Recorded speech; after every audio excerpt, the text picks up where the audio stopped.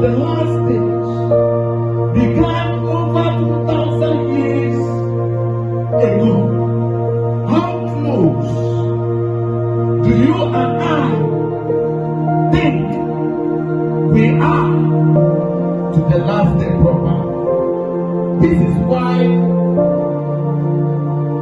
we are going to be discussing the signs and evils of the last days as foretold in the Bible and being fulfilled in our own time.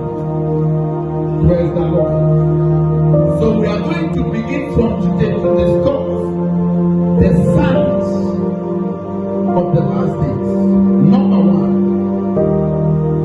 deceptions or deception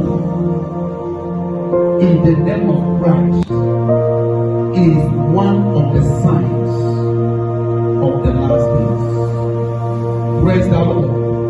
Deception in the name of Christ is one